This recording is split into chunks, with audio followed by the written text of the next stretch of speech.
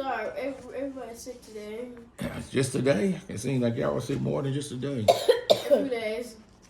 Yep, everybody's in there sick. All right. Stop. And so, Where's the porn?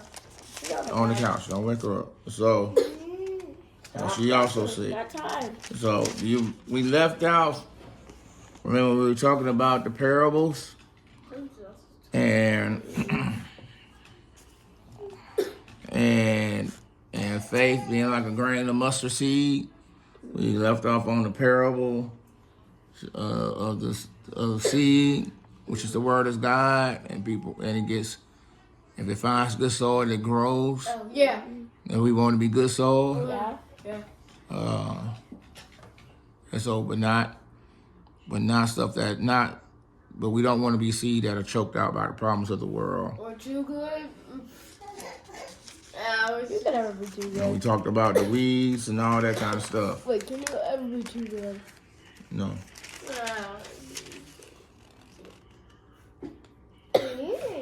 All right, and then we had talked about in 15, what makes a man defiled is what comes out of his heart.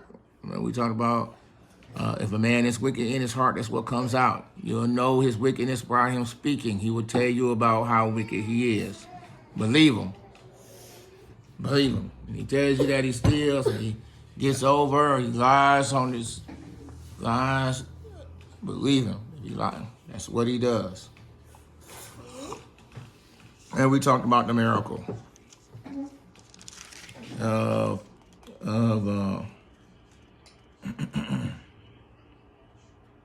remember when we talked about the miracles of feeding the fish, feeding people.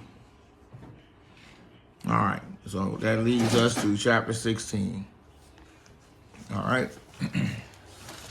Now imagine, everybody just got finished, 4,000 people. We just ate good. We had a big old picnic feast. Listen to the Messiah. Okay. After everything was over, he goes to the other side.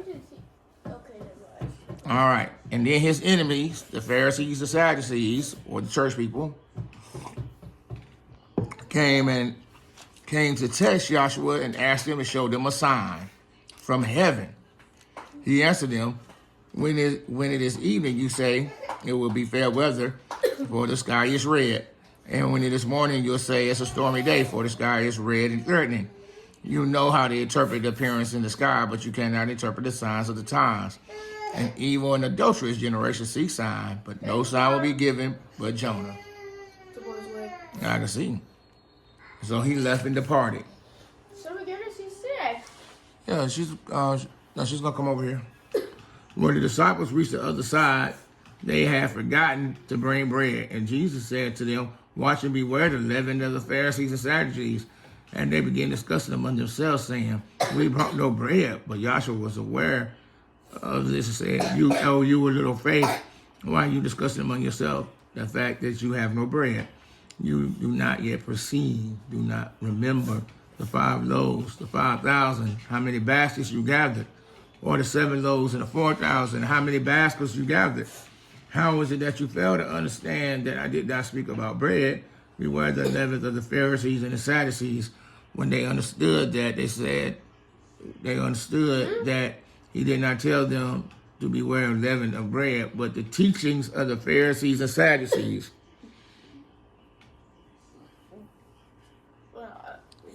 What? Huh?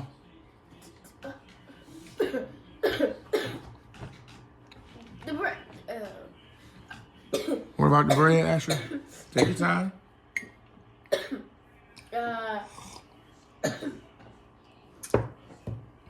The bread that he gave them? No, remember all the feeding of people? Yeah. And so, The bread that he gave? so they ride on the boat and they're just chit-chatting. And so Joshua says to them, because remember all the bread and stuff, think about the bread and stuff, and he says, hey, beware the leaven of the Pharisees. What, scraps? The scrap, huh? The scraps. And the scraps, right. He said, remember all the bread. With them, the scraps. They all ate. That's not the important part. He's just using an analogy that they should think about. We should know this because Mommy makes bread every day here. And so there's something called, there's something that she has to feed those starters. You see her putting out the jar with the rubber band and she puts stuff in and it grows. She's only putting a little bit. She's only putting a little bit in. Right, she's only putting a little bit in and it grows. Right. Joshua said that's what church people are like. Their teachings are like that. Beware of them.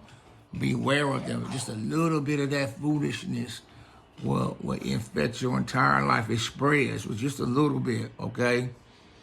That's wrong. That's one of the big problems with our churches and with Christians. Is that there's this foolishness and they teach other people in the church to do other foolishness. Where now church is not even about loving God and loving your neighbor, worshiping God, but more like what can you do? What can God do for you? How can you make God work for you and bless you? Now church is about teaching God like a genie, and it does not require you to love your neighbor, or they don't care. Genie? Why? What? No. You're not a genie. Yeah, but that's the way they talk about God. That's the way they pray. Yes, Demetrius. I got $25. Oh, never mind. No, we're only talking about what's in this book, okay? If it ain't about that, I don't want to hear about it, okay? Bread. He compares that yeast and stuff, false doctrines, false teachings. How do they make bread? Lies. Lies. The same way that mama's making bread, that bread up there. They had ovens. There's different kinds of ovens in your Boys, listen. Hadassah, beware. Yeah, people come talking to you about what God said, this or that. Hadassah, it better be what's in this book. That's why we have to read it. It has to consist with what's in this book, which is love God, love your neighbor. God is real. You know what I'm saying? He expects us to treat people a certain way because they're made in his image and he loves them. Anyways, as we continue. Now, when Joshua came to the district of Capri-Sophia, asked his disciples, who do people say the Son of Man is? And they said, some say John the Baptist. Remember, we read all of this part already. All right, and so, but Peter said, you are the Son of the living God. And Joshua said to him, bless you, Simon Bar-Jonah, for flesh and blood did not reveal this to you, but my Father who is in heaven. And I tell you, Peter, on this rock I will build my church, and the gates of hell shall not prevail against it. I will give you the keys to the kingdom of heaven, and whatever you bind on earth shall be bound, and whatever you in heaven, and whatever you loose on earth shall be loose in heaven. Then he strictly charged the disciples to tell no one that he was the Christ. Huh? So, the Messiah is come. The Messiah is come. And he's doing miracles in front of all the people. And he's doing good things. Now, Joshua was telling his disciples, Hadassah, it is going to be your turn to do these things. Don't tell anybody that I am the Messiah or the Christ. You go do the work, Hadassah. This is what Joshua was telling his disciples, Hadassah. He says, go be like me. Go do the things that I do. Whatever you bound is bound. Whatever you loose is loose. I give you full authority. No, they will speak and act like he acts. Okay. Why? Here it is coming up. From that time, Joshua began to show his disciples that he must go to Jerusalem and suffer many things from the elders and chief priests and scribes and be killed, and on the third day be raised. Oh, so you did it on purpose. Right, and Peter took him aside and began to rebuke him, saying, far be it from you, Lord. This should never happen to you, but be turned. He said to Peter, get behind me, Satan. You are a hindrance to me. For you are not setting your mind on things of God, but of things of man. Listen, Asher, Hadassah, listen to me carefully. What did Joshua say to his friend? He said, "Get behind me, Satan." He called his friend Satan. Is that his name? No, his name is Peter. But Satan is the enemy. Satan is the devil. Why? But exactly. Look at this little secret here that will reveal. You are a hindrance to me, for you are not setting your mind on the things of God, but of man. He is Satan because the way he is thinking, the ideas in his mind are to hinder him from doing what his father say do. And that's what makes him Satan. Do you understand? Mm-hmm. So, remember, Joshua says, what? I only do what my father say do. I always do what pleases my father, Asher. I am my father.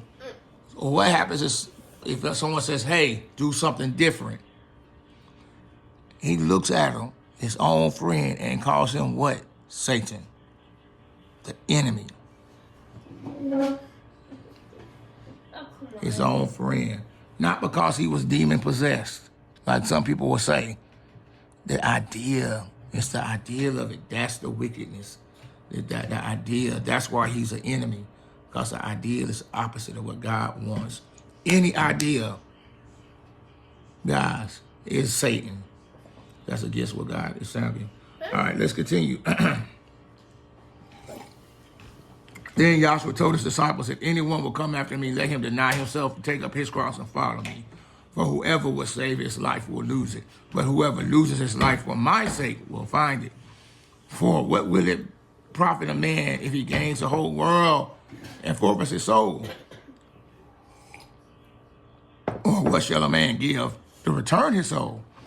For the Son of Man is going to come with the angels in the glory of his Father. And then he will repay each person according to what he has done. Truly I said to you, there are some standing here today who will not taste death until they see the Son of Man coming in his kingdom. So, get back in the chair. Yeah, but also sit back down. We're finishing with this. Ashley, get back in the chair. Come on. You know you don't feel good. Be compassionate. What did you read the picture? Boys and Hadassah. So, whoever finds his life will lose it. Whoever loses it for God's sake will find it. People struggle with this idea here. But what he's saying is,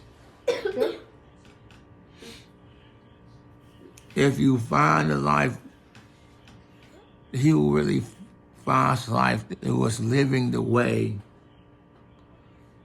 they will lose their life, the life that they have been living, the way of thinking. Now, it can cost them physically, like real, like you could really lose your life. But you'll save your soul from being judged by God for your sin. Do you understand?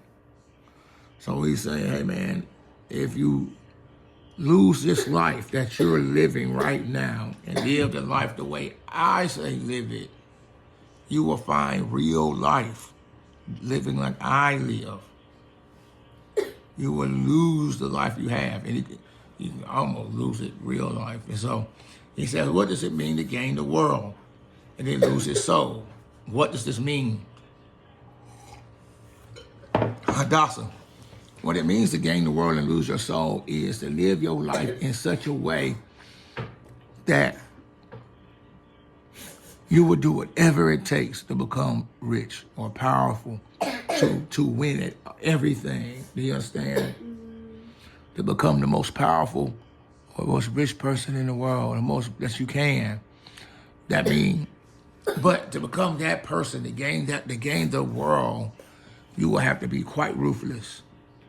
You will have to hate your neighbor to do so, to find that life. You will have to lie. You will have to cheat. You will have to steal. You will have to murder. You will have to do whatever. And people will do that to gain everything this world has to offer. But it's at the cost of their souls, because God will judge them. It's at the same measure that they used and all the hate that they gave to obtain the world. They will be judged with that same amount of hate. You understand? Now, the problem is if you lose your soul to gain the world has nothing for you, boys and girls. You understand? If you become, let me tell you what your future looks like.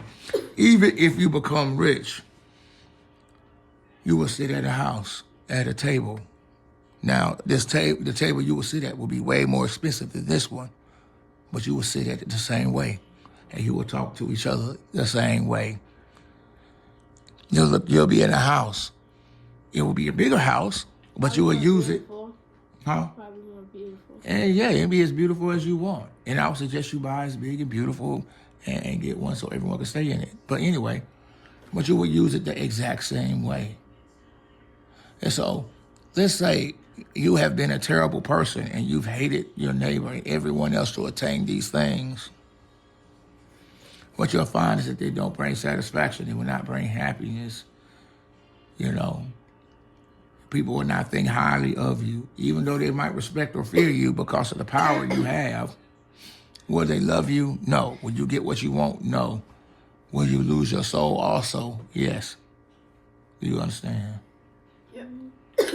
I have been to the top of the mountain. I have been with people who are very wealthy, who have every toy, who have real Hot Wheels. You play with them as cars, but they can go put keys in their hands. Right? But they were some of the most miserable people I've ever met. Not all hoes are real.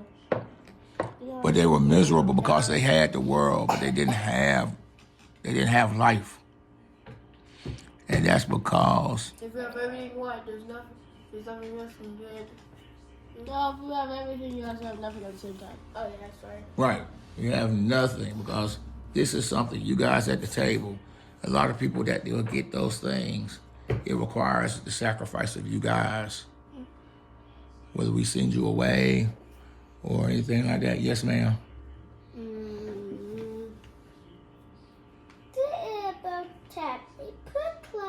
Oh, never mind.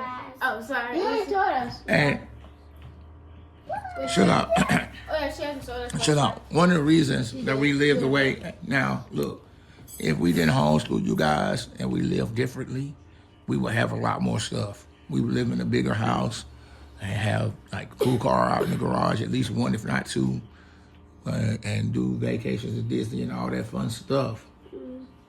But that means you'll spend the majority of your life with someone else. Twins, y'all will have to make friends with other people because y'all won't be together. Adasa and Ezra will be somewhere else.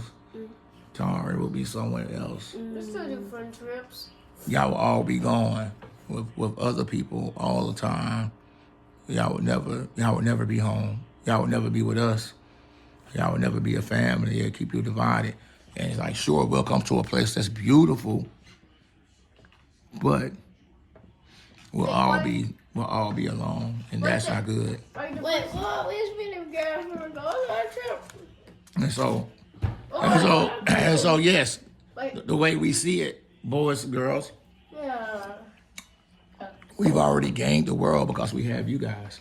We have everything already. We have everything we need. We live in a home. It's comfortable. We have each other. You'll never be alone. You should never be alone. It doesn't get any better than this. It doesn't get any better than what we live. We can only just get more stuff. Do you understand? Mm-hmm. All right. Y'all all sick. Let's go to bed. Wait, still can't more kids. Huh? Oh, my. You said you don't want any. You said go about kids? No. About to Yeah, I'll say, say it's next time to Sunday. it's time to go to bed.